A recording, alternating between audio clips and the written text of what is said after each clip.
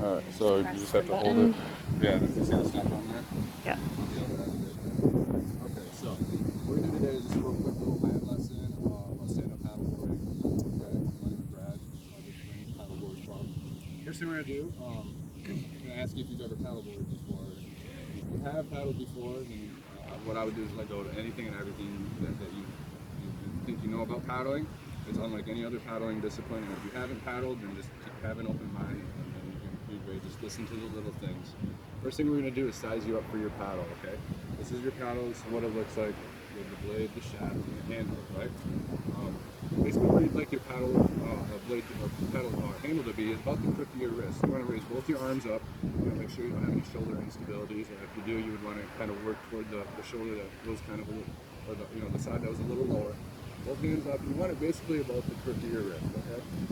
If it's a little long, you might get a little shoulder pain. If the paddle's a little short, you might develop a little back pain. But that's not going to happen today because we're going to spend a lot of time kind of low and just kind of learning how to do this at a nice, comfortable pace. Main thing to do is get comfortable, okay, on the paddleboard. So one thing about stand-up paddleboarding is the angle of the blade itself. This here is going to always be. What I did is put stickers on the back of all the paddles so you know that. So when you're paddling, what we're going to do is we're going to start out low. If you're on your feet, it's going to look like this. You're going to switch hands and you switch sides, okay? But again, the paddle blade always forward with the sticker facing you. If you're a feel person, you can always feel the handle. I know when I started paddling, when I would switch side to side and switch hands, I would actually rotate the paddle accidentally, and I could always tell by the handle position that I was the wrong way. Or again, you can look at the paddle itself. So, what we're going to do, how it's going to go down, is first thing I like to do is kind of check the wind, see where it's going. Obviously, today would be a really challenging day if you learn how to paddle with 15 mile an hour wind. But we're just going to kind of go over some tips on land using this technique right here. How it's going to go down is we're all going to start on our knees, seated, or from a very low position. In other words, we call it like the safety position. Think of it this way: if you can't maneuver your board comfortably while you're low, why would you even stand up? You're just asking for tragic. So, use this picnic table as an example. We'll start here right at the top. So when we enter the board, we're going to look for the handle, position ourselves over that handle. Actually, the boards we train on from Red Paddle Company are about 34 inches. 34 inches wide, actually wider than this picnic table. So if you can stand up on this table, you can stand up on a board. So we're just going to start low in this position. Be mindful of your knees and ankles, okay? So if if it's a little uncomfortable, you might have to sit up. You can always sit down, okay? If that's more comfortable for you. So just be mindful that you're not sitting in one spot so long that you're creating or aggravating any type of injuries you've had in the past. We all have different mobility issues that we're working through regularly. So, what we're going to do is we're going to get on the water and I'm just going to go over three things, three important parts of paddling. Okay. So when you're low, you're always going to choke down. Okay. The lower the bottom hand, the better.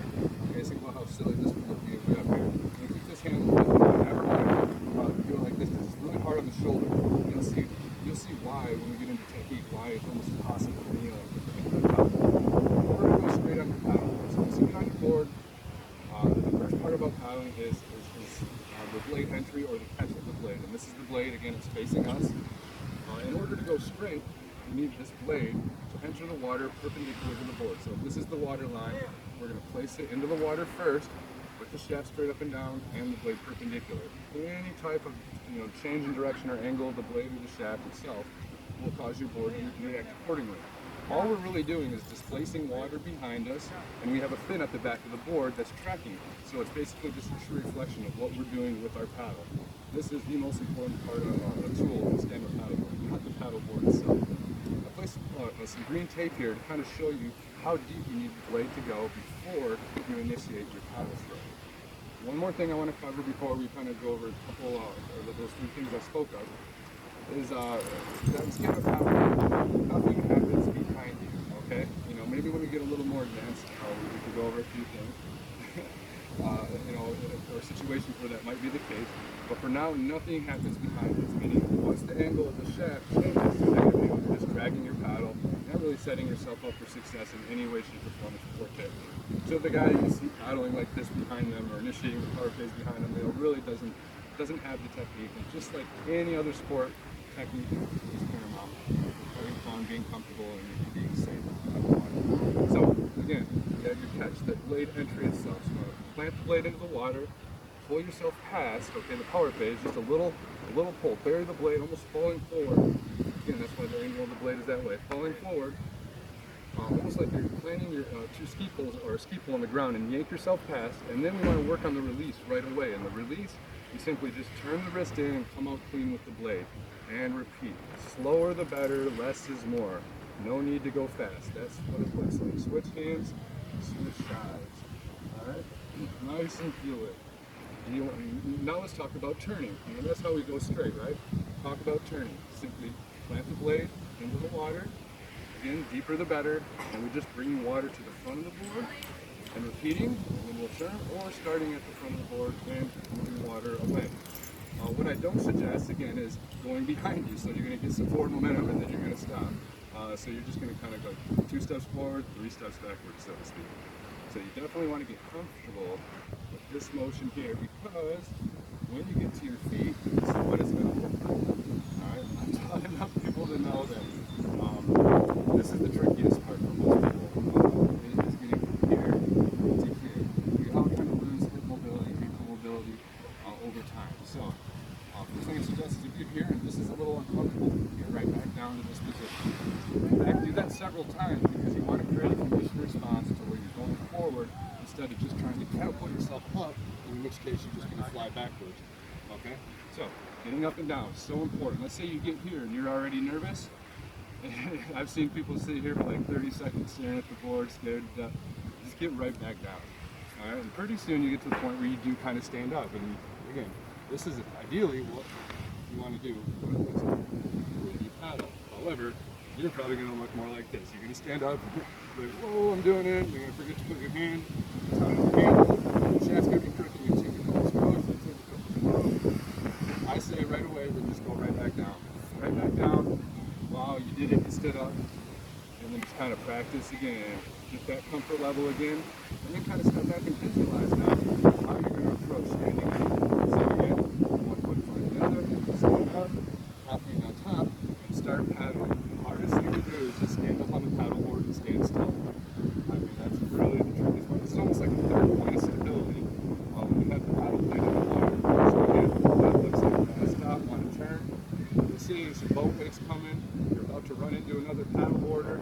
Nothing bad's going to happen. Don't poke the paddle out so you lose balance. Just get right back down. The more you do that, the more comfortable you get on your board.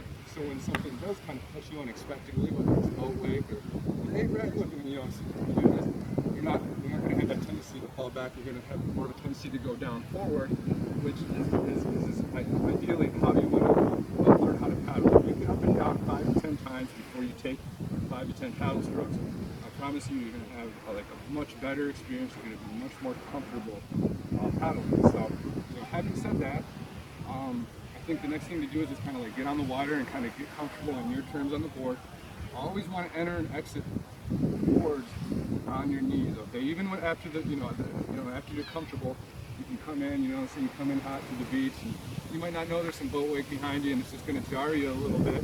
Right? Next thing you know, you're jabbing your heel on a rock, or maybe falling underneath at the last second. It's just you always want to get down as you come in, as you exit the board, and then all situations, you always want to start low as you go out as well. And it's good to protect the gear and the equipment as well. You always have pins on the back, so you don't want to jab the pin into the beach. It's kind of expensive. So, again, 3 things that are really important once you do stand up: shafts spring up and down. Even the slightest angle change, then you're just going to go side to side. The term is called yawing action. And your power zone is as far forward on that board as you can get the blade into the water, right? See, I'm stacking my shoulders. It's good to kind of practice this in a stable surface. And then that release. Nothing goes behind you. Everything in front of you. All right, so having said that, I think that's all we're going to go over right now. So let's get on our board and go stand up paddling. And remember, you don't have to stand up, okay? It's all about being comfortable. If you just go on your board and sit the whole time, even if you sit like this, you're still paddleboarding. Thank you for listening. I talk pretty fast on the boards.